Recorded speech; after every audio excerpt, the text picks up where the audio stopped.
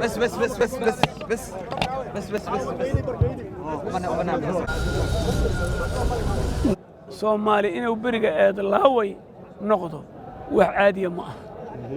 in qof ka sheegata la waayo wax caadi ma aha ku dayashay mudanta inta uu soo qabtana ilaahay ka jisa mariyo dariiqi uu ku socdana madaxda Soomaaliyeed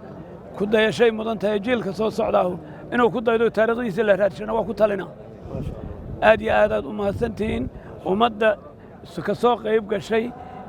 faraha badan leh ma hadaanu celinaynaa waa shaatul arli waaye yani dadkii adduunkan markhaatiga